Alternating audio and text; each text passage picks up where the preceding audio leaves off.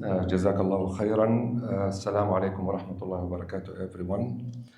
الحمد لله حمدا كثيرا طيبا مباركا فيه.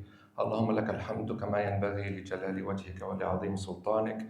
اللهم لك الحمد كما تحب يا ربي وترضى. اللهم لك الحمد حتى ترضى. اللهم لك الحمد قبل الرضا وبعد الرضا وإذا رضيت. اللهم لك الحمد أبدا أبدا. اللهم لك الحمد كله ولك الشكر كله وإليك يرجع الأمر كله. رب لا نحصي ثناء عليك أنت كما أثنيت على نفسك. اللهم صل وسلم وبارك على الحبيب المصطفى محمد عليه أفضل الصلاة وأتم التسليم. اللهم صل على سيدنا محمد وعلى آل سيدنا محمد كما صليت على سيدنا إبراهيم وعلى آل سيدنا إبراهيم، وبارك على سيدنا محمد وعلى آل سيدنا محمد كما باركت على سيدنا إبراهيم وعلى آل سيدنا إبراهيم في العالمين إنك حميد مجيد. Sheikh Saeed, Jazahullah khairan, I loved the ayah he started with. يا أيها الذين آمنوا قوا أنفسكم وأهليكم نارا. The basic translation of this ayah is, hey you mu'mins, protect yourselves and your families from the hellfire. Basically, that's the very summarized translation. So we are responsible for our families. We are responsible for our wives, kids, grandkids, and we also are responsible to make sure that the generation that comes after and after, we make a smooth path for them so it's easier for them to follow the right path. So basically, that's what we are trying to do. Ahmed, please, can you flip the slides? So at the beginning, I know everyone will have questions. The reason why we are here today is to answer the questions. So if you have questions, and you will have questions, please note down your questions and wait until the Q&A, until the end of the session. We will have open time for the questions. So we won't leave here as long as there's someone asking. I'm going to be here, inshallah. It's very possible that some of your questions is going to be already answered as we proceed in the presentation, and it's going to be long enough, and thanks for your patience. So one more slide, please, Ahmed. So an outline of what we're going to cover today, what you can expect to see today. And the reason why we put this together, because we did receive lots of phone calls in the past days. People were expecting that, are they going to register their kids today? There's no registration today. Today, it's only information. So this is a basic outline of what we're going to do today, what to expect today, and why do we need Islamic schools. I put some times for it. So for this point, we're not going to go in much detail or much depth, 2-3 minutes only. The reason, because that point should be, inshallah, a topic of a Jum'ah khutbah. Types of Islamic schools with details. The reason why we have that point there is because in North America and in the Western world, there's basically two types of Islamic schools in general. There's more or less, but in general, we can put the Islamic schools in two streams, and we can explain both of them. And after we explain those both, so everyone will be wondering which one is coming to this area, and we can answer that, inshallah. And who's bringing that school here, when, what's the location, and what kind of fees is to be expected. That's another point to answer. And while we explain this, there's some points related to homeschooling, and we're going to touch homeschooling and explain what is homeschooling and why it is related to Islamic schools. Then we will cover what grades are covered in the schools that are coming to Brantford area or Paris area. And you can understand from this sentence that high schools are not covered. So what are the options available for high schools? Then we're going to touch some information about the current progress in the Brantford area, where we are standing and what's happening at the moment, because there are some development that is happening in the background, and we want to transfer that to the community, because everyone is wondering when it's going to start. Then at the end, we'll have the questions and answers, inshallah. One more slide, please, Ahmed. Okay, so what to expect today? Information. Nothing more, nothing less. We are hoping that we'll be able to answer all your questions, and not more than that. There's no actual physical, give me your kids' information, let's sign them up. There's nothing like that today. It's only information, inshallah. And the next slide, please. Okay, why do we need Islamic schools? So this point, inshallah, we are hoping to hear it in one of the Jum'ah prayers in our khutbah. I'm sure we have lots of good khatibs here that are better than anyone else. They will cover this point. So I'm going to just touch this point in a very summarized way in just a couple of minutes. First thing we put here, your kids' right upon you. So I'm sure most of us, or all of us, should know that between the parent and the kids, there's rights. So you have rights upon your kids, like when you expect your kids to be barrin. There's no uquq. You expect your kids to listen to you, to obey you, to treat you good. On the other side, there are rights for the kids upon you, the father and the mother. There are rights that the parents have to make sure that they do give those rights to the kids. One of those rights, there are four or five? Several. Five, inshallah. One of them is you are responsible, according to a hadith, that you are responsible to teach your kids Quran, straight and simple and easy. No more, no less. You are responsible to teach your son and daughter Quran. And if you don't, you will be asked in the judgment day. If you don't, your son, your daughter will point finger at you in the judgment day. He will say, Allah, my parents were busy. They didn't. They were doing something else. They were trying to make money for me to live a good life, but they didn't teach me Quran. So that's a tough question to answer in the judgment day. There's no way around it. If you have kids, you have to teach them Quran. There is absolutely no way around it. And definitely it's a difficult question, and I hope we all have answers. At least we do our best. Like, here's the thing. You have to do your best to make sure that your kid at least able to open the Quran and read fluently. Inshallah, in the future, he will be able to understand, but at least your son, your daughter has to be able to open the Quran, any page in the Quran, not only the pages you taught him.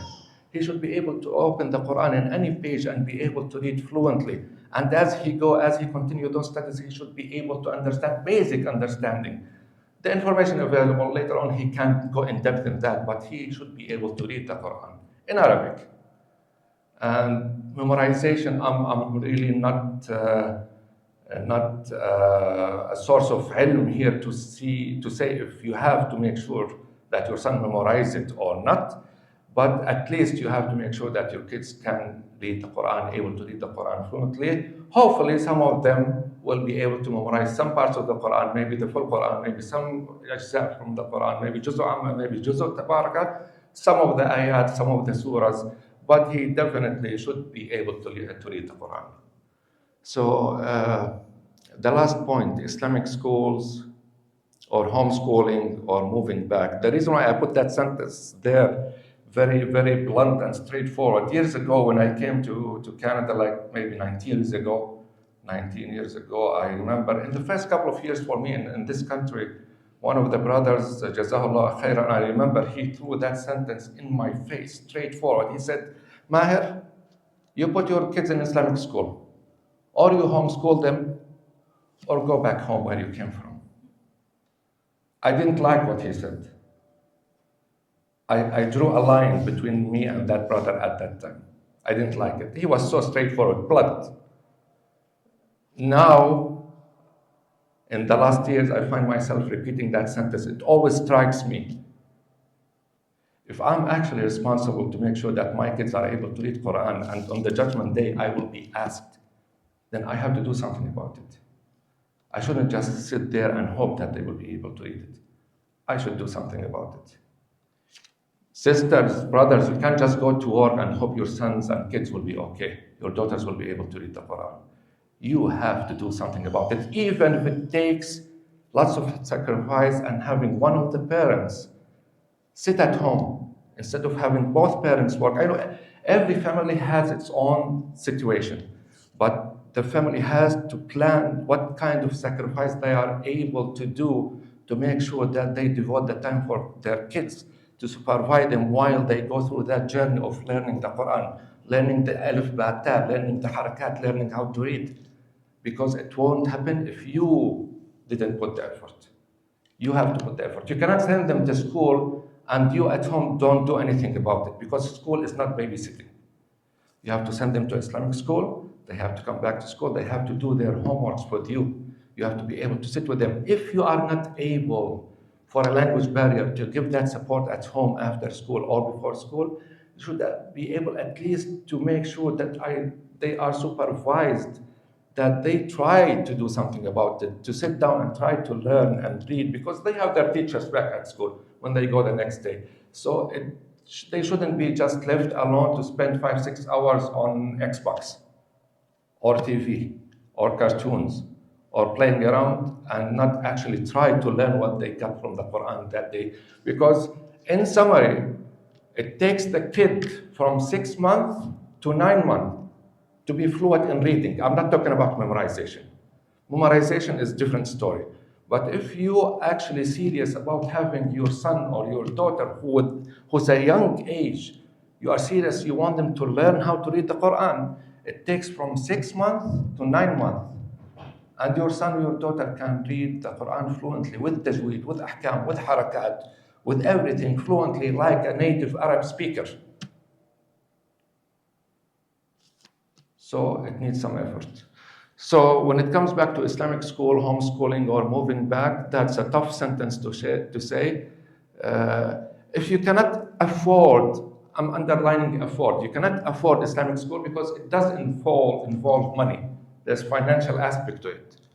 Then you can think about homeschooling. Think about it. By the way, one of the points we will discuss is homeschooling. So think about homeschooling, and we cannot say that you cannot really afford homeschooling, because homeschooling does not cost you anything other than the time and the efforts that the parents will put in. So if you are not able to do homeschooling for a certain reason, I'm not saying that because that's what bothered me when I heard it. But really, you have to understand that this is very serious.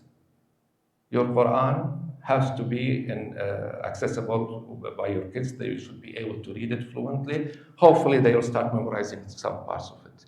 So that's 2-3 minutes I went over in that time. Please, Ahmad, the next slide. In the first couple of slides, we discussed main two streams or main two types of Islamic schools. I'm going to leave you with this picture for a minute before I say anything. Please have a look on the picture and try to figure out differences about the type of delivering the education.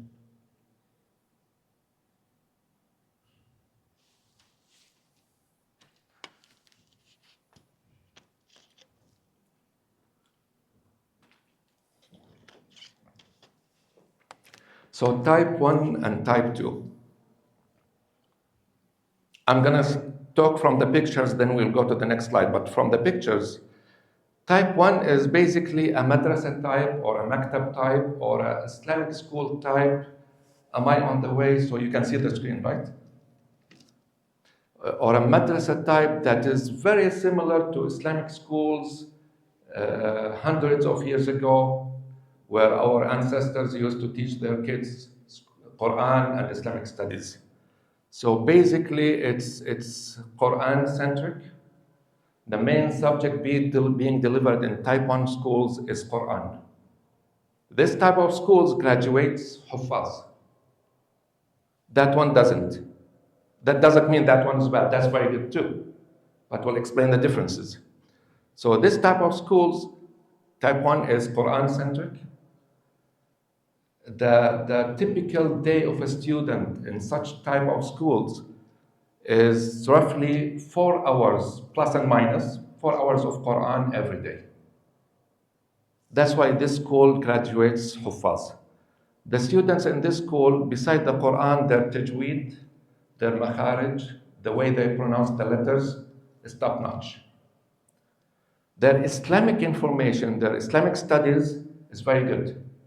They learn fiqh, they learn tafsir a little bit, they learn history, they learn what needed for the daily Islamic life to be lived, so they learn what is enough for primary school grades. They do also learn academics. They learn math, science, English, history, whatever is needed for the entire curriculum. They do learn that. They don't learn the stuff that we don't want them to learn. They don't learn the physical education, which we know is not education. They don't learn things that go against our Islamic beliefs. They don't learn that. They don't see it. So they are kind of separated from that fitna in type 1 of schools. Type 2 schools, it's again an Islamic school. It's academic centric. So the focus is on math, science, English, history, social studies, or whatever the subjects in the entire curriculum. That's the basic focus. And the student roughly goes daily 4 hours with those subjects. They still do not learn the things that we don't want them to learn.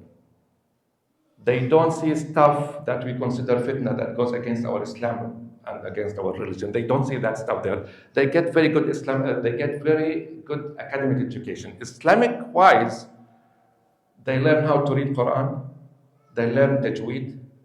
They get, on the average, in these types of schools, they get probably 1 or 2. Besides the Quran and the tajweed, they get a couple of hours a week of Islamic history or other subjects related to Islam. So they get enough amount of Islamic information that can satisfy their need. Quran-wise, they don't memorize the whole Quran. They might end up memorizing Juz' Amma in the first 3-4 years. By the end, they graduate from grade 8, they might finish Juz' Tabaraka, memorization. Their Quran recitation will be very good. Their Quran, makharij, letters, harakat, tajweed will be very good. But memorization-wise, they will probably memorize Juz' Amma, maybe Juz' Tabaraka, and I think on the average, that's where it stops. I'm talking on the average because always the family, the parents at home has a role. If the family in this type of school are pushing more at home and putting the effort, that kid who's studying there can probably memorize 10 juz' by end of grade 8. And if the kid who's studying in this type of school, if his parents, which is hifz school, if his parents are doing nothing, if they send their kids for a babysitting school, and when the kid goes back home, the parents are not following up with the homework, because these schools, both of them, they have homework. They have exams.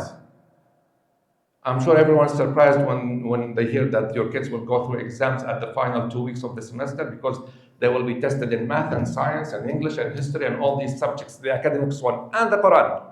So if the kid who goes to this school, if his parents are doing nothing, end of the day when their kid comes back home, their kid won't memorize Quran. He might memorize Juz' Amma and Tabaraka. He might memorize within 3, 4, 5 years, 4, 5 ajza, because at the end, the parents, the family at home, is the main factor that can push their students, whether he's here or there. It's easier for the student to finish hifz for the whole Quran if he's here. The environments help him. It's not easy for a student to finish hifz if he's there. But in both schools, he will learn Quran, he will learn reading, he will learn tajweed, he will learn recitation. He will get enough Islamic education to keep him protected, let's say. So, Ahmed, please, for the next slide. So, please have a look. I'm not sure, can you read it from that distance? Probably not for the people back there. So, I'm going to read what I said. So, type 1, I'm going to go with type 1. It's a maktab or madrasa type. It's a Quran-centric school. The student spends around 4 hours with Quran. It's a hifz school and tajweed. They give Islamic studies. They give very good academics from JK to grade 8. And one point I forgot to mention there is they have mixed classes. That's the general what is happening now. So I see in examples of this school, they have mixed classes between boys and girls from JK to grade 4. Then they have from grade 5 to 8, Quran classes are separate for boys and girls. So the one who will be teaching Quran memorization to grade 5 to 8, the boys will be a alim who's a male alim.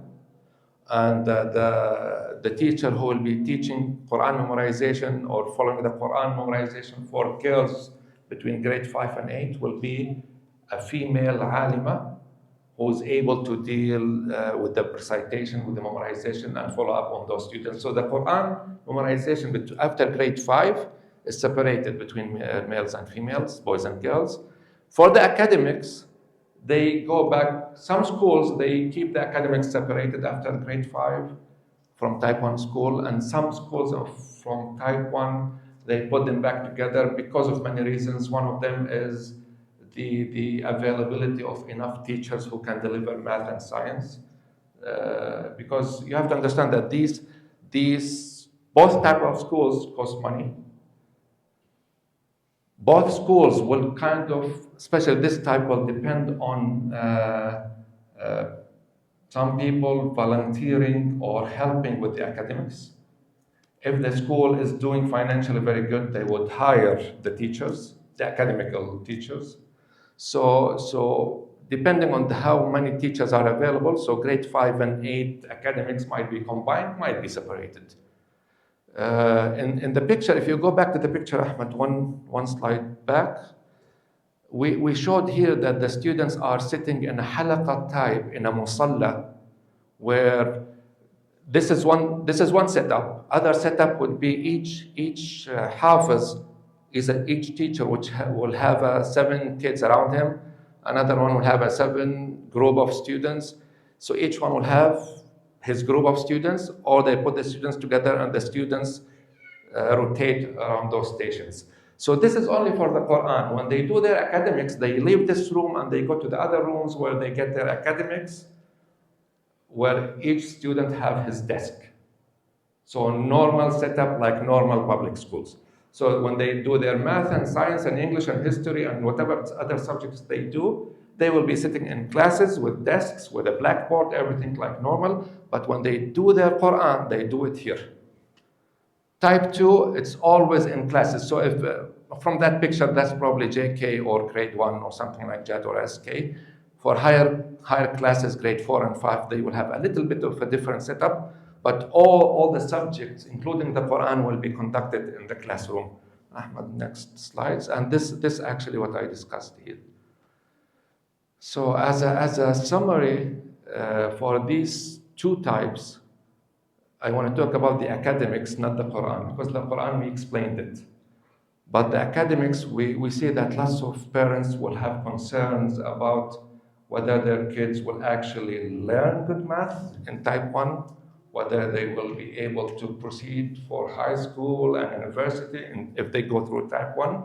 Well, I'm not sure how much you believe in the existing current education in the Ontario curriculum, and I'm not sure if you really believe, I'm just talking grade 1 to 8, I'm not talking high school.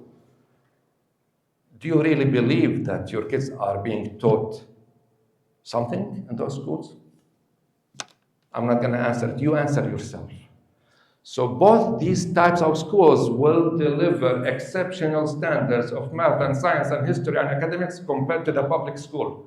They leave them behind. Both of them. So to answer anyone's concern whether your kid goes to a type 1 or type 2, yes, they will definitely exceed and excel in their math and science and academics and history and English, all of these subjects, because they will be actually taught those subjects. They will be actually given homeworks. You should start getting used to follow on homeworks for your kids, because your kids will have not a weekly homework, a daily homework. So your kids will come home, you have to ask them every day, what's your homework today? They will be tested more than 3 times, 3 times during the semester. They will be tested. They will have exams on those subjects. Let's say after maybe 4 or 5 weeks of starting of the semester. Then another 4 or 5 weeks. Then at the end of the semester, they will have exams. And guess what? They can pass or fail. Did you hear about anyone who failed in Ontario public schools? They jump classes by age. That's the only requirement. They jump classes by their year of birth. There's no exams. But here, if they don't study, if they don't pass, if you don't follow up on their homeworks, they might fail the class that year. Simple and easy. So academic-wise, be assured, no concern, both of them. Next slide, Ahmed, please. Yeah, I put the pictures again. Actually, that's the correct sequence. I put the pictures again to just make sure that you have that picture imprinted here. So when we talk about what is type 1, you know what to expect. When we talk about type 2, you know what to expect. Please, next slide. So this is the question that everyone was probably waiting for. The answer is written in a very small letter. Which one is coming to Brant area? I didn't say Brantford. We said Brant area because that includes Paris. Both of them are coming to Brantford and Paris area, inshallah. Next, please. Okay, so in this slide, we're going to answer. We said both of them are coming, so we can answer the following. By whom? When is it coming? Where? What's the location? What's the physical address? One of the brothers who called me, I did receive lots of phone calls in the past week, and I apologize. I intentionally avoided answers on the phone because different questions came on the phone last week. One of them was asking whether he can register. One of the sisters was asking if she can register on Sunday when she comes here. I said, no, it's only information. One brother was asking, what's the location? And I avoided the answer, and I told the brother that I'm not going to answer this. Please attend the information session because the answer is not straightforward. So we have different schools coming, and we have different potential locations, not 100%. We don't know the locations yet, potential locations. So for type 1, who's bringing type 1 school to Brantford or Brant area or Paris? It's Muslim Association of Brantford. It's you guys. It's this organization bringing that school to Brantford, inshallah, and Brant area, Paris. When it's coming? Inshallah, I said possibly, inshallah, it's coming in September 2025. And the discussion is to follow for what is needed for that to happen, for this to happen. And as we proceed explaining this, you will understand why I put that sentence here, but we are optimistic. We are hoping that this September, if you want to send your kids to type 1 school, inshallah, you will be able to. The location, it's either ICB Paris or Bradford Mosque. Both of these properties is run by MAB, Muslim Association Bradford, and the location of that school is going to be one, either here or there. We won't be able to divide our resources and open both type 1 school in both locations. It's going to be one. But as far as I see, it's going to be in Paris. As far as I think, it's going to be in Paris. But we left it open for a reason, because depending on the geographical location of the students, if when we officially open the registration or the waiting list, or we want to start getting information from the community, if we end up getting 3 registrations from Paris and 25 from Bradford, the location is going to be in Bradford Mosque. If the registration is going to show different information, the data is going to show different information, if we end up getting 25 students from Paris and 1 from Bradford, or 2, 3, 4, 5, 6 from Bradford, the location of that school is going to be in Paris. And the way I think, I don't want to rush, but possibly it's going to be Paris. It's not clear yet, it's not sure yet. Maybe it's going to be Bradford. Allah knows better. So it depends on when we officially open the the registration, or at least the waiting list, so you can show your official interest, then we would be able to tell whether it's going to be here or there. Either way, the farthest one will be like 15 minutes drive for you, so it's still Brantford. And for the people in Paris, this is still Paris. So both of them are too close to each other. What's the expected cost? We don't know the fees yet, but what is the expected cost of such type 1 of school? I'm not talking about the one MAB is bringing.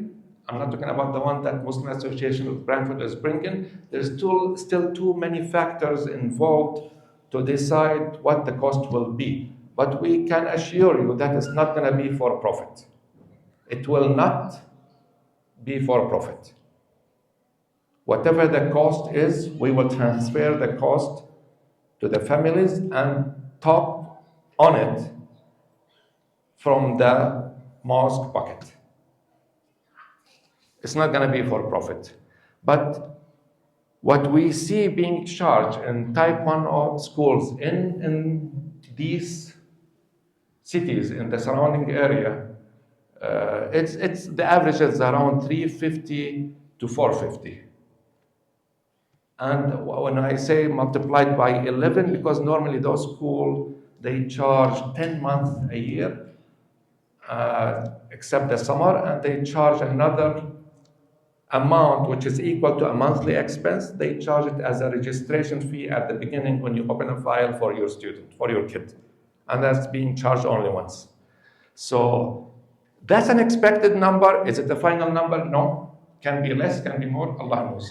But we know that the number will be something like that. What this is going to be covered? We know that we're going to, the team who's going to run this school will involve Huffaz, senior Huffaz.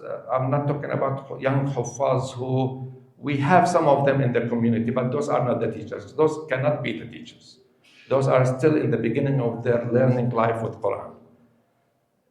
For someone to be able to run such type of school, he should be a senior Hafiz. Senior in experience, senior in age, senior in look, senior in the way he can approach the kids and be a father for those kids. And be able to listen and resolve their issues, because the kids will not be running smooth in this type of school from day one. They will resist. It's a different system for them. So such senior, let's say principal, has to have different characteristics to be able to run that school. And we expect that that involves a certain amount of cost that the Muslim Association of Brantford should cover. And that's a full-time position that we need to hire. When we go to type 2 of schools, who's bringing that school to Brantford? A group of investors. So Muslim Association of Brantford has nothing to do with type 2 school that is coming to Brantford. It is coming to Brantford, but it's not run by us. It's not run by the mosque. It's not run by any one of the community members you know. It's run by investors that are coming from Guelph and Waterloo area. So they in the past, I'm not sure if in the past 8, not the last 8, but the one before it, they did distribute some flyers. Those flyers did reach some hands. Not all the community know about those. Some of the community members know. And we also were surprised at that day, and we ended up having some meetings with those gentlemen, because our main concern was, yes, we would love to have an Islamic school in Brantford. We would love to be able to help in that, whether we bring it or you guys bring it. Because the goal here is to serve the community, to make sure that our kids are safe. But we did have questions. Our concern was like, who are you guys who are bringing this school to Brantford? Like, what's your aqidah? What's your background? What's your belief? Do we know you? What's your source of funding? So we did have Muslim Association of Brantford, the board had a couple of meetings with those gentlemen, and the results were promising, mashallah, tabarakallah. Without going into much details, the results are promising. We are satisfied that they are good people, they have good aqidah, they have good intentions. They did answer all of our questions, and the summary of what we got from them is the following. Their intention is to open that school in September 2025. And discussion to follow for what is needed for that to happen. I'm gonna explain. What's their address? Where are they gonna be located? They will be located in 982 Colburn Street East. So they did acquire the property, and we are, as a MAB board in Bradford, even though it's not our project, we have to inform the community because we think that's a good project too. We have to tell you that this is coming, so be aware, make an informed decision for your kids in the future. So the address is going to be 982 Colburn Street East. They acquired the property, and currently the renovation is ongoing to transfer that property into proper layout of classes and school setup. So what's the expected fees for that school? And that's the number we had from them, actually. They told us that they are expecting, they didn't finalize their number yet, but they're expecting to have the monthly fees around 4 to 450. The next meeting we talked with them, they said it's not going to be 4, they said it's going to be 450. And again, they said it's going to be 10 a month plus 1 extra payment to open the file for the students. So I put the number there, 450 multiplied by 11. So that's kind of the expectation. What's their background? They are actually from Waterloo and Gulf area. Some of them are professors in the universities there, and good people. And it turned out that somehow they are connected to the Bradford communities. They know that some people here, and we had good recommendations. But inshallah, this is more information to follow on the next slides, but this is in summary what is happening. Please, Ahmed, next slide. Okay, what is homeschooling and how is it done? And before I go in that, why we need to discuss homeschooling? Remember one of the slides in the back, I mentioned that one of the brothers years ago, he put this that sentence in my face. He said, either take your kids to an Islamic school or homeschool them or go back home. He said that, which I didn't like at that time. But why we need to discuss homeschooling? So there's some information that we parents need to be aware of. I'm going to just read there what is written there because the information is detailed enough. So the interior requirements for the parents to deliver education for their kids, it's very clear. You as a parent required to provide education for your kids between grade 1 and 8. JK, SK is optional. It's your choice. It's the parent choice. You can just decide not to send them. You want to keep them home for a longer time. High school is optional. It's your choice, it's the parent choice and the student choice, because your son or daughter, by then, they are old enough to challenge your decision. So at that age, it's the student choice and the parent choice. Combined together, you will decide if that student, and they will decide if they want to go for high school or they want to just find a job. But in between, which is grade 1 and 8, you have to deliver education for your student, for your kids, boys and girls. If you don't, you will be held liable for that. But what are the types of education that you are allowed to move in? You can either send them to a public school, which most of us are doing. You can send them to Catholic schools or French schools, French immersion schools. You can send them to a private school, which is like Islamic schools type 2 or type 1. This is the boundary between type 2 and type 1 is there's some legality they mix together. I'll explain that. So either you send them to a public school or to a Catholic school or to a private school. Private school can be an Islamic school or can be simply a Catholic private school or a just private school that they deliver exceptional academic education, has nothing to do with religion. And there are those schools everywhere in Ontario, including Brantford. Or you can just decide to homeschool them. So any one of those is 100% your choice, the parent choice. As long as you choose one of them, you cannot simply decide to say that I'm not gonna teach my kids anything from grade 1 to 8. You have to deliver some type of education, but the homeschooling is considered one of the acceptable types, as long as you officially inform in a written notice to the school board that you are homeschooling your kids. They have nothing to do with your kids after that. You can just stop sending them to school. I'm talking about the legality. So the information here between these four choices, the choice is 100% for the parent, not to the school board. You will be able to decide what to do with your kids between grade 1 and 8. If the parents provide a written notification to the school board and the school, and the best way to provide a written notification is to send an email, you have it documented. If you provide that notification saying that you intend to homeschool your kids, the minute you press send to that email, it's done. You do not need anyone's approval. Officially, it's done. Your kids are homeschooled now. Next day, you don't need to send them to school. I'm not saying do that. I'm saying know what is your right. Know your rights.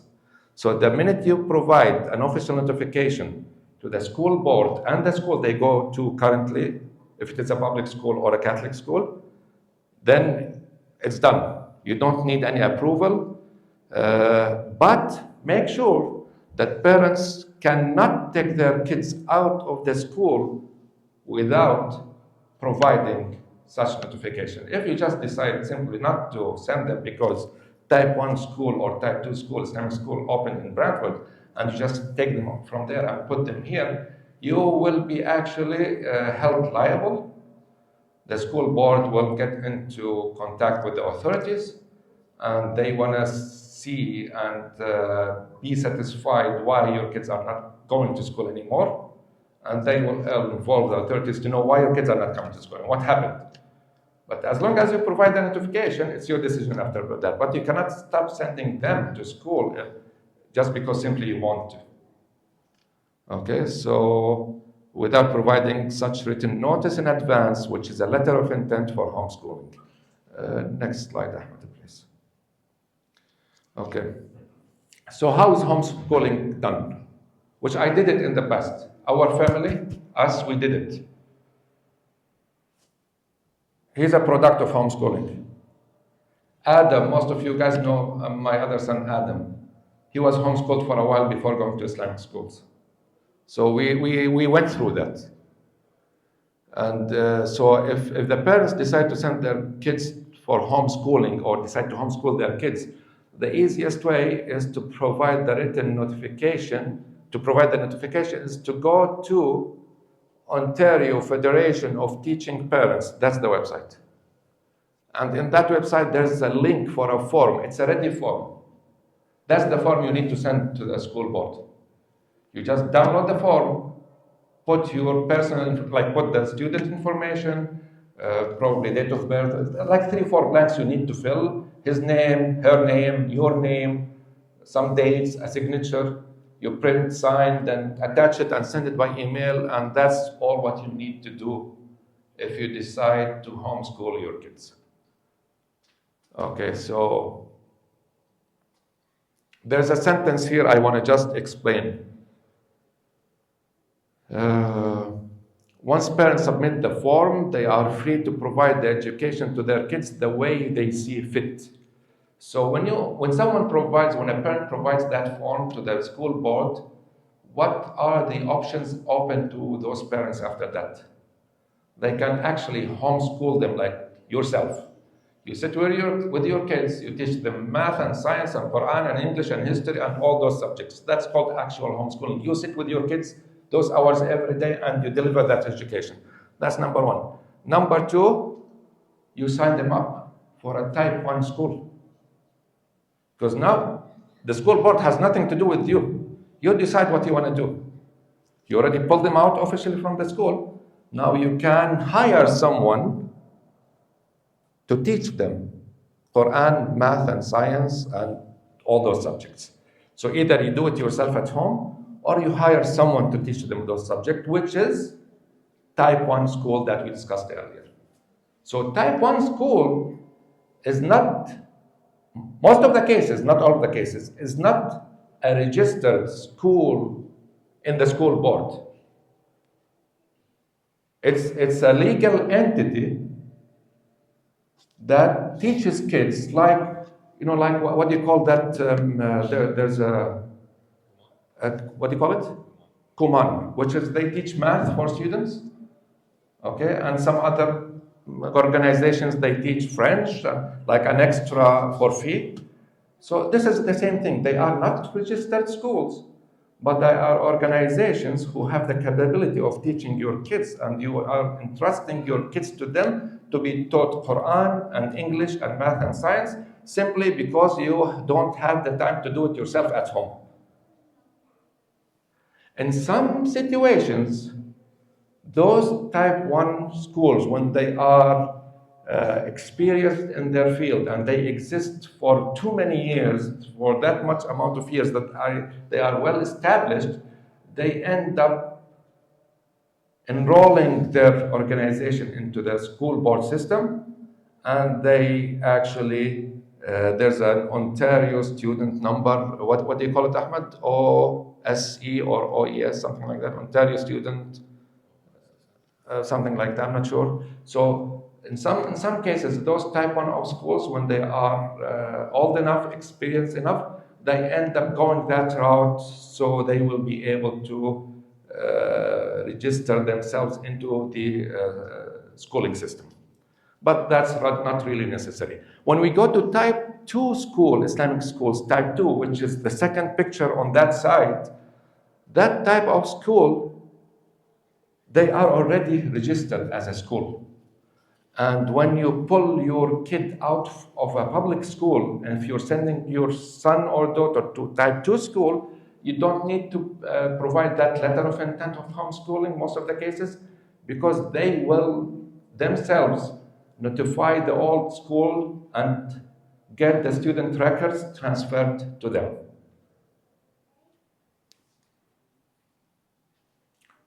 Just want to make sure that the systems are good there. Do you need IT support? So we'll pause for a minute until IT support help us there.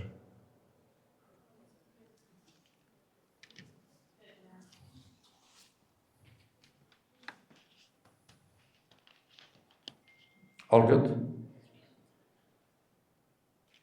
You just had to angle it because the glare was coming in. Okay, good to go? Okay. So in type 2 schools, most of the cases, the school is already registered in the schooling system and with the boards, and you don't need to provide a letter of intent for homeschooling, because the school itself will contact the old school, the public school, or the Catholic school, and they will get the student records transferred to them. So that's why we discussed homeschooling, because it's very closely related to type 1 of schools. Ahmed, please go ahead.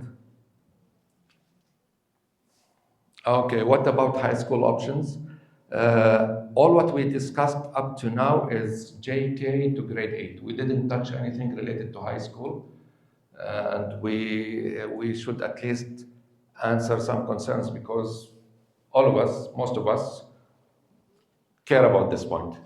So type 1 and type 2 schools, they are addressing JK to grade 8 only. You know, the high school, it's a personal choice. This information here, it's something that you guys can just brainstorm and decide what you want to do. But in summary, it is important to build the Islamic foundation in your kids as early as possible. And the years that you can do that is when you can shape your kids. It's the early age, up to grade 8, let's say. And in high school, it's very important to keep them away from fitna and provide the proper environment, but forget about shaping your kids anymore. It's too late for that. Hopefully, you will be able to help them, advise them, give them nusх, answer their concerns, discuss stuff with them, but you cannot shape anymore. You can be there for questions and answers and advices. But for parents who built a proper Islamic foundation or try to do something for their kids in the early enough, and if you still want to keep your kids away from certain environment, or at least delay this exposure to such environment, I'm talking about public high schools, the options are limited. The options are limited to an Islamic high school, which the numbers of those are very few, because the regulations and the tight regulations related to establishing an Islamic school, it's easier for JK up to grade 8, and it's very different for high school. So it's not easy for the Islamic community, for the Muslim community in any city to establish a Muslim high school unless that community is well experienced and big enough to be able to manage such project. And we see some examples in Ontario. We have a high school in London.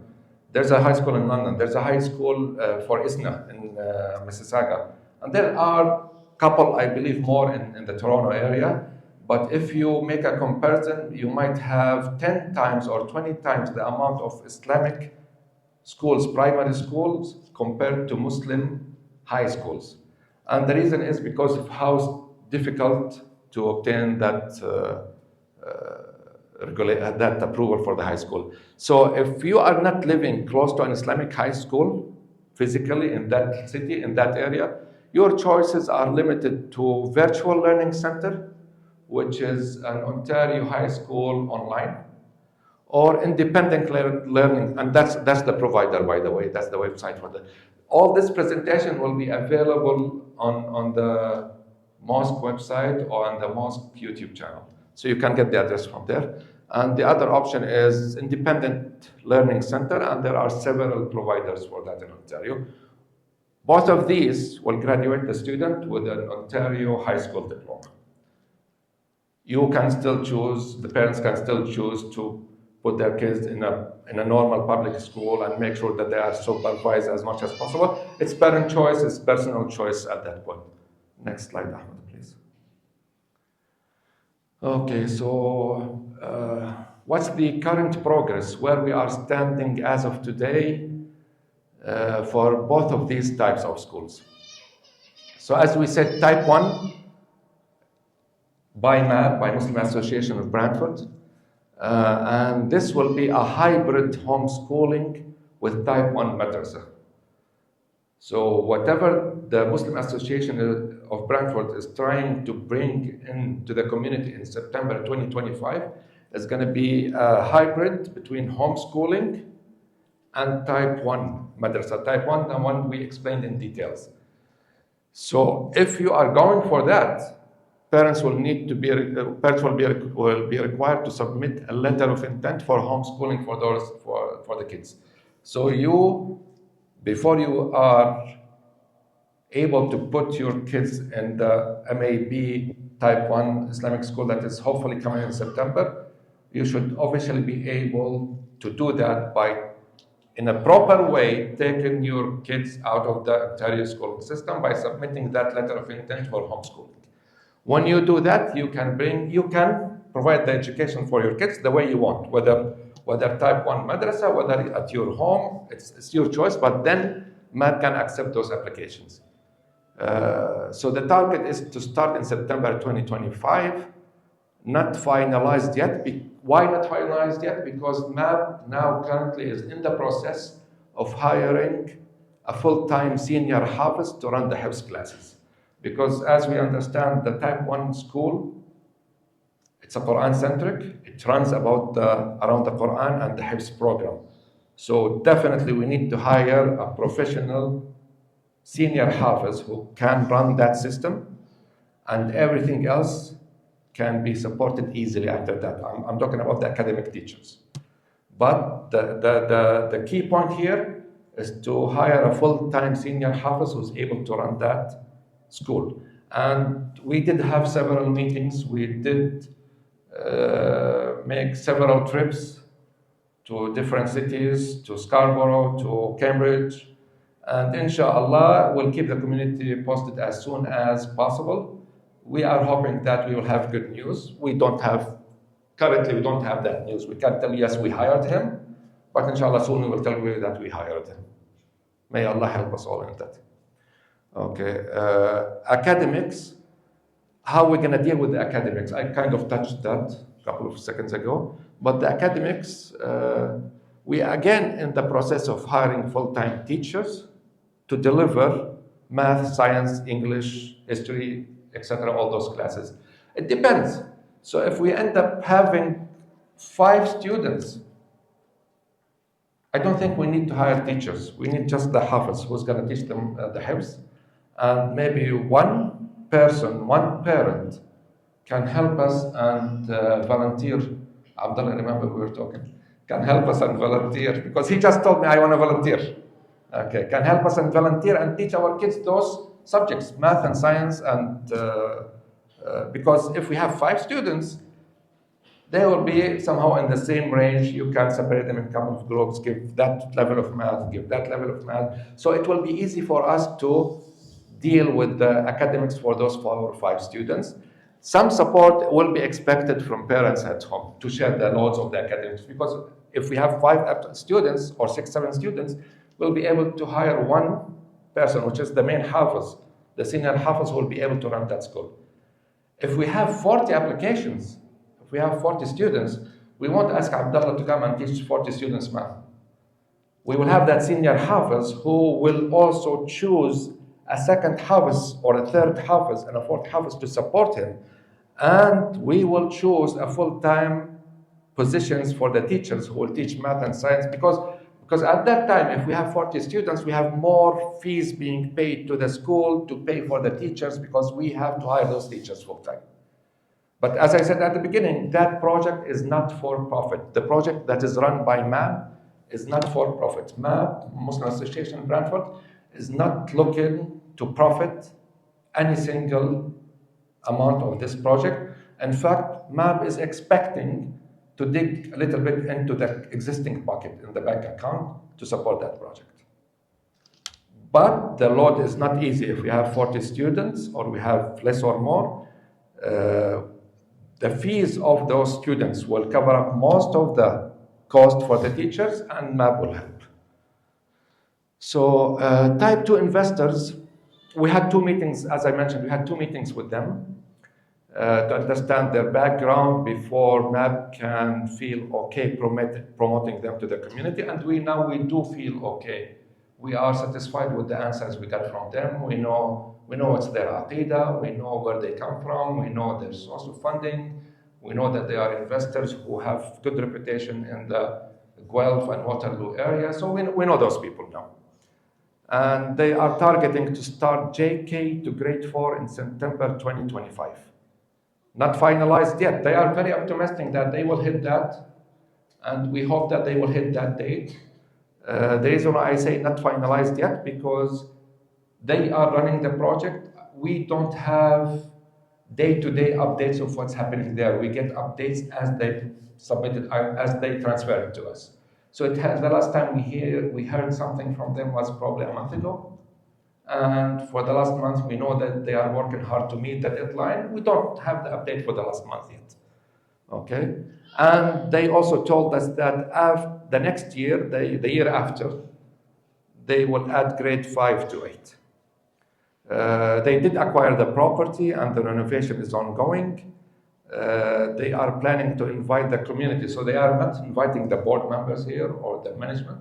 They are inviting the parents, you guys, to come and see the school this summer.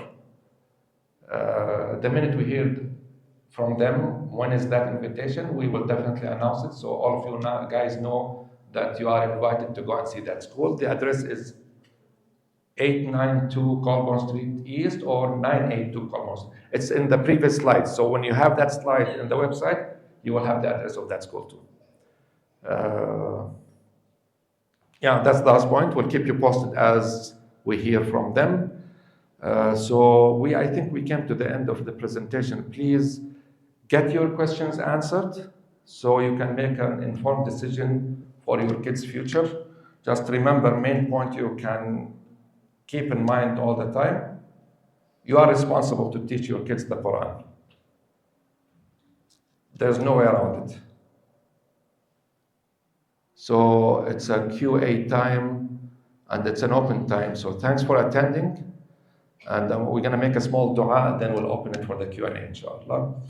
الحمد لله حمدا كثيرا طيبا مباركا فيه اللهم لك الحمد كما ينبغي لجلال وجهك ولعظيم سلطانك اللهم لك الحمد كما تحب يا ربي وترضى اللهم لك الحمد حتى ترضى اللهم لك الحمد قبل الرضا وبعد الرضا وإذا رضيت اللهم لك الحمد أبدا أبدا اللهم لك الحمد كله ولك الشكر كله وإليك يرجع الأمر كله رب لا نحصي ثناء عليك أنت كما أثنيت على نفسك اللهم صل على سيدنا محمد وعلى آل سيدنا محمد كما صليت على سيدنا إبراهيم وعلى آل سيدنا إبراهيم إنك حميد مجيد اللهم بارك على سيدنا محمد وعلى آل سيدنا محمد كما باركت على سيدنا إبراهيم وعلى آل سيدنا إبراهيم إنك حميد مجيد.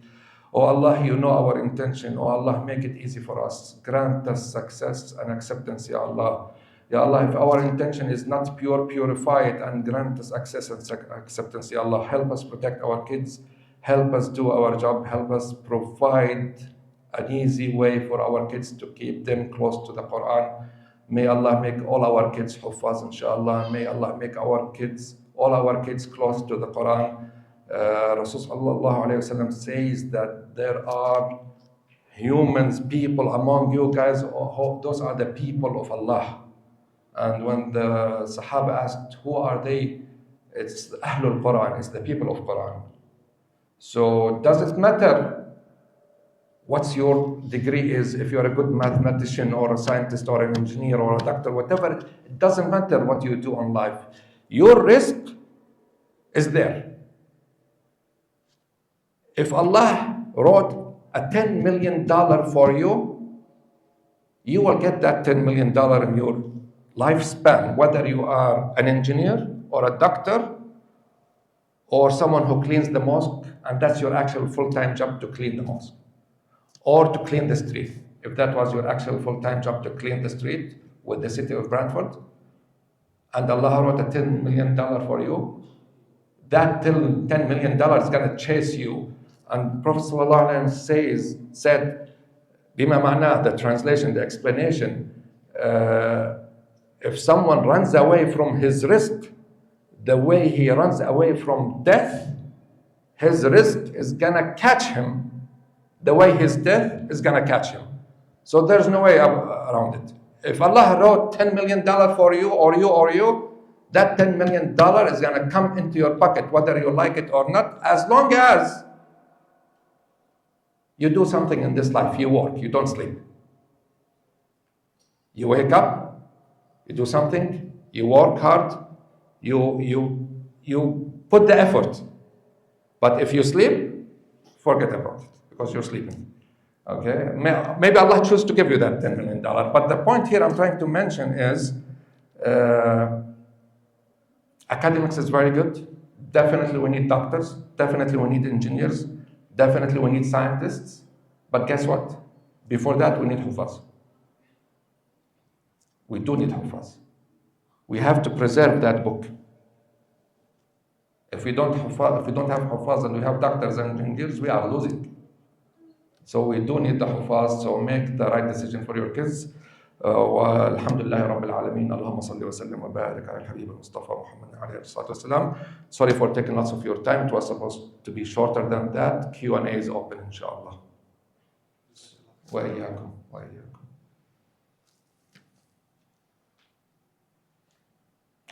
I'll get the ball rolling. Please. First of all, thank you so much for giving this. This is obviously very important to all of us. Just to add to what you said, it's not about huffaz and an engineer. It's if you have an engineer that doesn't have the back end of a hafiz, or you have a doctor that doesn't have the back end of a hafiz, you worry about using that doctor to begin with. You want a good doctor, you want a hafiz doctor. You want a good engineer, you want a hafiz engineer. The best of this world can be achieved by having Combined. half of base, inshallah. Definitely. Jazakallah Not a khairan. question. No, very well said. Very well said. Jazakallah khairan. MashaAllah. Tabarakallah. MashaAllah. Please ask anything you have in mind. We'll inshallah have future sessions, but this session is recorded and will be on the mosque YouTube channel and website. There will be a link, so you can always refer people who ask questions to listen to it. But definitely we'll plan a next session in the future. But if you have a question now, please, this is the time. Legitimate question. Is Yeah. there a limit to the number of students, and is there how can we make sure our students get in if there is such a limit? I hope we come to that point. I hope we come to that point because now we are hoping that we get enough interest that we can fire up the green light and start this project. Because everything's ready. We did the homework. We started the process. But if we end up with 1 or 2 students, I think it's kind of a little bit difficult. So we do need the students, inshallah. So I just want to add one thing over here, brother. Please. Is we have to the purpose of these information sessions is to keep you all up to date in terms of what's happening. At the same time, asking you guys to start this.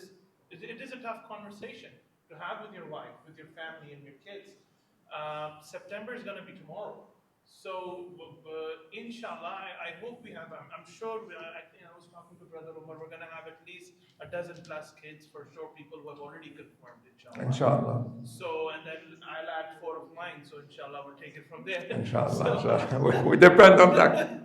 so what I'm trying to say over here, these information sessions, please ask questions, bring your family, bring your wives, bring your kids along, so we can answer those questions for you, and those questions will help us address the questions that you have as well, and you're concerned as well. Again, this is the first time the MAP is taking such an initiative. It's going to be a learning curve. We want you all to be part of this journey, and and it's a tough journey.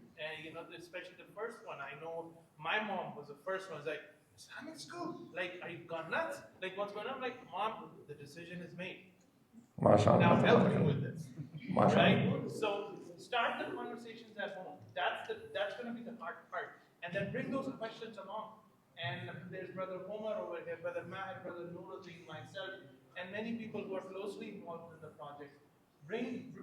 Come, call us, ask us the questions, and let us address those questions. If we don't have an answer, we'll try to fix it and have it ready for you, inshallah, for September.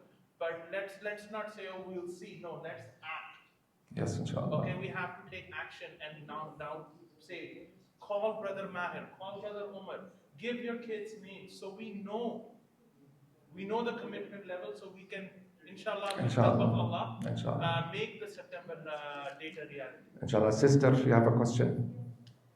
Just for the teachers that will be hiring, so who do they want to contact if somebody wants to apply for this job opening for the teachers? Very good point. We actually did not open the door for the applications yet because we want to sense the interest in the community. But I think you're speaking with the right people here. So Brother Hashim, myself, Brother Omar. Where's Brother Omar? Brother Omar is downstairs, I think. So we are the people to be contacted, inshallah. And we will actually, as Brother Mazhar, we had a meeting that there will be an email from the MAB, especially for this project, that people can contact us on that email. So we don't want to receive emails on our personal emails because we want to receive an email related to the school project where 4 of us can respond to it and deal with it, inshallah. We will announce that email soon. So, Brother Umar's wife, Sister Aruj, is already putting together a list of volunteers and MashaAllah. So I would say best person at this point would be, if it's for male, contact Brother Umar. If it's a Sister Aruj, or Brother Umar's wife, she's already taking names and having those conversations. Inshallah. Sister, I'm going to go with Brother Marwan here, then I'll come back to you. For all of this effort and for all the people that Wa iyyakum. may Allah make this in your Ameen. So we actually came questions that me and my wife we wrote, so hopefully we can accommodate them. Please. So actually, it's a pleasant surprise that there's actually a type 1 school being considered. Like our thinking, it was just the type 2 that's opening at the Cold War Street. So it's actually a very good, a nice surprise to hear. So my questions are going to be directed towards the both types. So first of all, um, when it comes, for example, is there going to be like a defined for all the academic stuff, like the HEP stuff is, you've explained it very well what housing going to be, but for the academic stuff, what's going to be, what's the curriculum going to be like? Is it exactly going to mirror the Ontario school curriculum, or is there going to be like a twist to it? And is it going to be certified, whether it's going to be here or the school in Colport? Is it going to be certified in the board, or is there any plans for that? Okay. Let me address the first question, then Brother Hashim, I'll ask for your help too. So it will definitely exceed the Ontario curriculum, education-wise, because the Ontario curriculum, compared to different countries, is way down there. The level is not even questionable. So definitely it will exceed it. What kind of a curriculum will be followed? It's still to be decided by whether we're gonna hire full-time teachers and tell them, okay, let's have a meeting, and what's the curriculum? Or is it gonna be, one or two parents volunteer, okay, you know what? We are engineers, we're gonna teach your kids math, okay? Even if that happens, uh, we will be teaching your kids and my kids at the same time. So we will be delivering a level of education that we know that satisfies us. We definitely will need to sit with the board, like with the people who are running the project, and decide on what type of books will be our reference, because we won't go with, you know what, I'll teach these subjects, I'll teach them functions today, I'll teach them something else tomorrow. No. There will be a book that we will have to follow. It's not going to be my choice, his choice. We will follow books, but did we decide what books yet? We did not. There are some discussions to follow a certain program. Brother Hashim knows about it. So, brother, just let me know if I'm not loud enough. So, the first thing what we have to understand, and let me start by making a statement. You've probably seen a picture once in your life where an elephant is being graded on scales of a monkey climbing a tree. Okay. The whole essence behind this whole curriculum program that is being built at the backside, and most likely in the next info session, it's for the most part decided. We are not making an announcement because there's a few smaller details that we want to address and confirm. Finalize. We announce it. However, the whole system and the vision behind it is individual, not having larger classes, smaller sessions, smaller stations, where each kid actually gets the special need that they need. It's not like, and Brother Matt covered this earlier on, that in the Ontario curriculum, there is no grading. As your kid gets older, no. So one kid in the class could be literally lagging behind in certain skills, not because that kid's not able to learn it, it's because the system or the teacher is not willing or is not designed to pay attention to those things. So the whole approach, and at core, I think between me and Brother Omar Mahir and Brother Nuruddin, the discussions we have had, at core it is decided that whatever system is being implemented, it is on a one-on-one basis, small approach, so the kids actually get the ability to learn, not just fly through without really. I'm sorry. Very good. I wanna add something here. You go ahead. I'll go after you. It's individual focus, so every child gets individual focus based on their abilities and their strengths and weaknesses. And every child is kind of graded against themselves, not against other children. So if one child needs more attention, the teacher will be able to basically assess that one child needs more attention, more mentally, and they will be able to spend more time. Inshallah, that's the goal itself. I want to come back to a point Brother Hashim mentioned when he said it's not easy for the parents to make that decision It's not easy at all to take your kids out of what you are used to and they are used to, and especially you are used to, and put them in a new system. It took me and my wife 7 months of back and forth discussions almost daily when we took Ahmed from public school when he was in mid of grade 4. We took him out and Adam was in JK. So they were like 4 months into the school year or 3 months into the school year. And we've been discussing that transition 7 months before that, almost on a daily basis. And yes, no, we delay for a week, we delay for a month, then we go back to the subject. We discussed it for 7 months, and that step was not easy. We were scared more than our kids. Our kids didn't know what's going on. For them, it's a school, grade 4. He's going to play here, he's going to play there. We were so much worried whether he's going to enjoy playing on the other place, whether he's going to miss his friends. We didn't really realize that for them, playing is playing. In fact, playing in the other place where they have daily soccer games is more interesting than playing in the public school where they did nothing other than being laid out in the back of the school backyard to just hang around. So that discussion took us 7 months, and with the help of Allah, we took that step, but wasn't easy. Wallah, it wasn't easy. Brother Nuruddin, please. Oh, I'm sorry, Sister, Brother Nuruddin, if you allow me. She was before you. Sister, you had a question. My question is, are we gonna like be able to funnel some maybe zakat money or whatever if somebody wants to sponsor a child's education or something like that? Inshallah, it's a very good idea. Honestly, we did not discuss it because we were kind of overwhelmed discussing too many things. Seems Barat Omar already thought about it. We have it on the list. Basically, we will have sponsorship programs, inshallah, and we will reach out to different community members to sponsor children. As we get more children, and as we assess the needs, need for sponsorship, inshallah.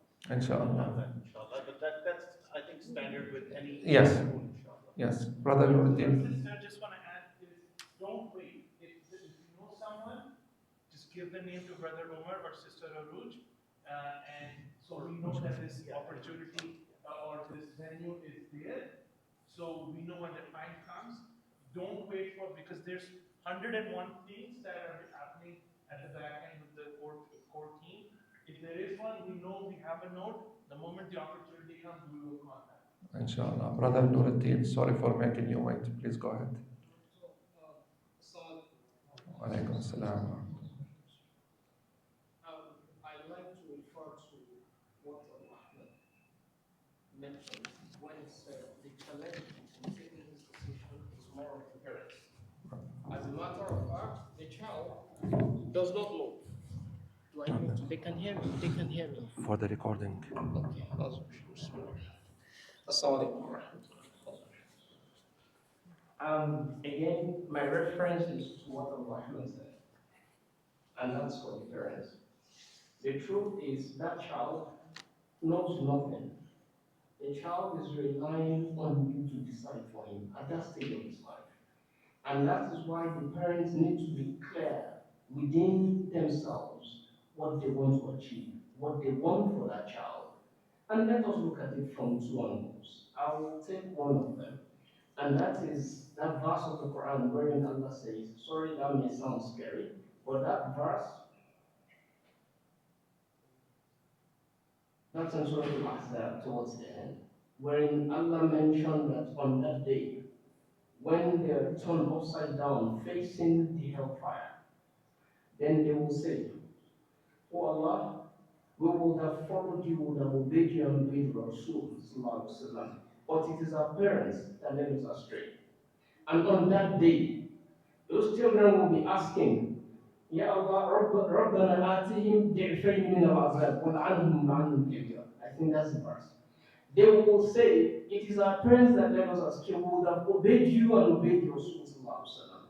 Oh Allah, today, double their punishments For them, they have agreed that, well, this is the way they will end. But who Allah knows that let us say of our parents and those ahead of us who have not double their parents today. I mean, double their punishments today. This is one side. May Allah save us from it. Again, if anything is making us doubt, why we should guide our kids towards learning the Quran, towards learning Islam, these things is enough to remind us that wallah, if you give it to them, you're giving them the best for their life and their akhirah, even for yourself. And the second part that I will say glad tidings to you is the hadith of Mu'adh al-Juhani that's recorded in the Sunan Abi Dawud, which says that that person who recites the Quran, for the most part, the reference to it is the person who memorizes the Quran, recites it, and walks with it. It says, on the day of judgment, Allah will bring his parents, please note, not that person, his parents, and Allah will crown them with such light that is brighter than the sun that you see that you know today, on the day of judgment. So one gift your child will give to you, or you are gifting yourself, is helping that child learn the Quran, helping him memorize the Quran, helping him, live according to the Quran. Allah will honor you on the day of judgment. Now think about the kind of honor Allah will give to that child. So if anything makes us doubt, if anything at all makes us doubt, we can see our Jannah ahead of us. And this is the focus. If you have that focus, Ya Allah, this is my sadaqah to Jariyah and I want to achieve it. Wallah, whatever it is that is making you doubt today, Allah has not assured you that you will train that child more than next week, more than tomorrow. He didn't assure you will live till tomorrow. And when he is not there, when you are not there, Allah will take care of him. What did Allah say? وَأَمَّا الْجِدَارُ فكان لغلامين يتيمين في المدينة وكان تحته كنز لهما وكان أبوهما صالحا. That verse in Surah Al-Kahf, the reference to it was that those orphans, the only reason Allah has taken care of them such that when their father already died, Allah took so much care of them. There was a scholar explaining. He said, even their father would never be able to take care of them like that in his own life, and he never took care of them. Allah appointed his messengers to work for them. And what was it? Because their father was a righteous man. It is part of your righteousness that you are helping your child to learn about Allah. It is part of what you are gifting to him and what you are bequeathing that you are doing this. And so if anything makes us doubt, let us know that we are able to clear our doubts without anything. We ask Allah to make it easy for us. Ameen. I'm sorry, it's just a reminder. No, Jazakallah khairan, brother. Jazakallah khairan. I'm sorry. Jazakallah khairan, brother.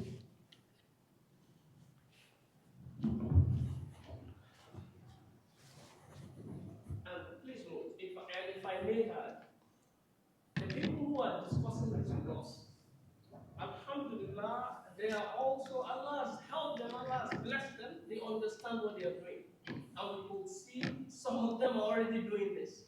And so we're only inviting people towards the khair, basically. And let's check ourselves, let's start discussing about whatever may be our concerns, let us start to discuss it. May Allah make it easy. Ameen. Jazakallah khairan, Sheikh. Please. Oh, sorry. So just continuing with the question. Yeah. So, like in our particular case, for example, both me and my wife we both work. So we rely a lot on like either there's busing that allows that brings the kids while we're working, or that there's some sort of an after school where the kids could stay until we finish work and then we can go and pick up the kids. So is there some thought about having some sort of an arrangement like this, or the possibility of the kids staying longer, like in the mosque or something, until we're able to come pick them up, or is it going to be strictly from 9 to 3, for instance? Very good question. And the brother, just to have it recorded in the mic, the brother was asking if after school is something to be accommodated if both parents are working and they can pick up the kids on 3 o'clock, for example. Whether maybe type 1 school, whether it's going to be in Paris or Bradford, that's our mosque. That's going to be the Bradford Mosque or Paris Mosque. Or even though I don't like to call it Paris Mosque, it's a school project at the end. So, but the location is the mosque. And guess what? Muslims can stay in the mosque as long as they need. So, inshallah, definitely will have that on our list to accommodate students who can need to stay longer in that organization, in the school, or in the mosque. Because at the end, the community will be there coming doing Dhuhr, doing Asr. So that mosque won't be empty after 3 o'clock because simply everyone went home. No, people are coming here to pray anyways, and it will be easy to address and solve that concern. I don't see any problem. It's fine, but of course, with smaller kids, you need a level of direct supervision, even though yes, there are people coming and going. But So the other schools that we, or similar nature that we have observed, they have 8 to 4 program during the day, and then afterwards they have evening programs. So the parents who cannot pick up their kids at 4 o'clock, their students are transferred into the evening program, and then as when their parents can't, they can pick them up. So I think we will probably think of Definitely. Well, establishing the same system. when we finalize the details of the program, that's one of the things to consider because some of the students won't be able to go home on 3 o'clock. They will be most welcome to stay and be part of the other programs. So Whether you're it's not going to be alone in this. Let's put it this way. I would say if you are interested, put it in so we know your age, the ages of your kids and your requirements in there. And I think this is going to be part of the survey that's going to be going out. just to detail, Brother Hashim, I'm sorry for interrupting you. To detail this point, we will still send out a survey. There was one sent in the past. Let's forget about that one because we will send a refreshed one with certain information that we need to establish that database very soon. Time frame wise, let's say probably a couple of weeks. I'm not sure about that, but we will send out a survey, inshallah, to gather the data from the community because we didn't want to gather the data until you guys see this. We wanted to understand what we're talking about. Type 1, type 2, public, homeschooling. Understand these things, then let's answer the survey, inshallah. So whether the survey is going out within 2 weeks or more, we want to feel first that the community did understand, not you guys, the rest of the community. We have mashallah, maybe 1,000 Muslim in Bradford and Paris, or even 10,000, 2,000, 3,000. So we have thousands. So you are the messengers because people will be asking you. Let's hope that maybe we had 50 people today. Let's hope within 2 weeks, 5,000 people or 2,000 people will get the information from you. We will establish a second session. We will make sure that this information is transferred to most of the community. Then we will send out a survey. if there's a way where there's a link to this YouTube video could be sent to the WhatsApp channel, Yes. so everyone is aware. Because unfortunately, I would have expected to have more people today, but. So just for the records, to record this, the brother is asking if we're gonna send a link for this recording and the community WhatsApp group. Yes, we will. So you will be able to access this recording from the WhatsApp link and from the mosque YouTube channel or the mosque website, inshallah. Sister, have a question there. Please go ahead. I must appreciate in this idea, after school, after schooling, it will increase our registration. There are too many families that they cannot afford, so they can, if you will give them offer of after schooling, they will register. That will increase the demand. That will increase the registration. Definitely, we have that on our list, inshallah, because that's a common concern for most of the parents. If both parents are working, they want to know what's happening between 3 o'clock and whenever the time they are able to come and pick up their kids. Inshallah, we will definitely have that on our list. Inshallah, Jazakallah khairan, sister.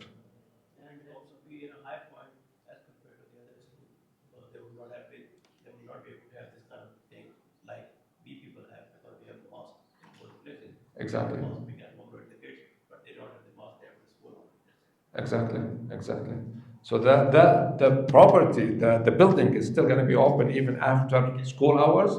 to conduct prayer and classes and halaqas, so and those students are always welcome. Plus, we will make sure that there's actually a program to accommodate those students and keep them engaged instead of jumping around, inshallah.